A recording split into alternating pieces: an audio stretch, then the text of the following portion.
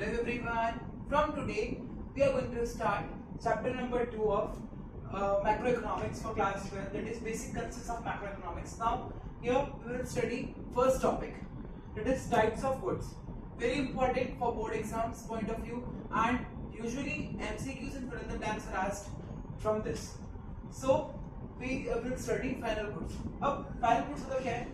जो goods cross the production boundary, यहाँ से प्रोडक्शन से जो गुड्स निकल गए हैं, जिसको बना लिया गया है और जो है ready for the final user. Final user मतलब मार्केट में बेचने के लिए जो गुड्स रेडी हो चुके हैं, तो that is called as final goods. अब यहाँ पे इसके दो टाइप्स होते हैं. तो कंज्यूमर गुड होता है और प्रोड्यूसर गुड होता है.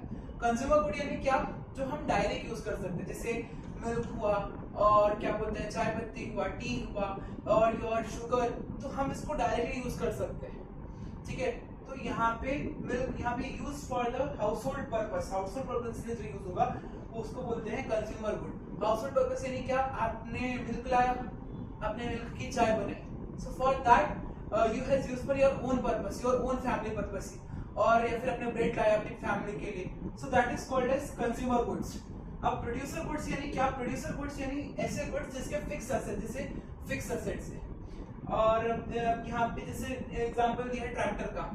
अब प्रोड्यूसर गुड्स यानी क्या, प्रोड्यूसर अपने यूज के लिए खरीद रहा है, ठीक है, उसको उससे पैसे कमाने हैं, ठीक है, वो लॉन्ग रन में वो मशीन को, वो चीज को यूज करके उससे पैसे कमाएगा, तो उसको बोला जाता है प्रोड्यूसर गुड्स. ठीक है, और इसको फाइनली प्रोडक्शन में प्रोड्यूसर्स यूज करते हैं. So this is called as producer goods. अब यहाँ पे दो पॉइंट्स बहुत इंपॉर्टेंट है, यूजुअली बच्चे इसके बीच में ही कंफ्यूज करते हैं. So see the points here.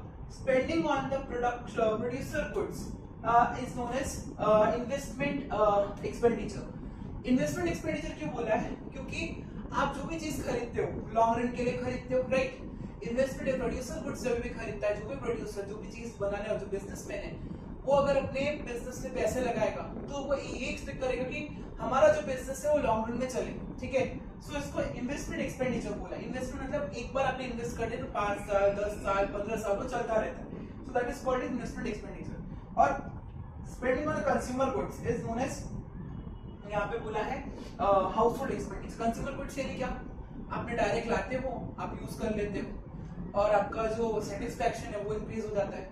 तो इसको यहाँ पे इसको जब भी कभी आप स्पेंडिंग करते हो खुद के लिए, खुद की फैमिली के लिए, so for that is called as consumer goods. Thank you. Follow for more such content. Hope this is clear.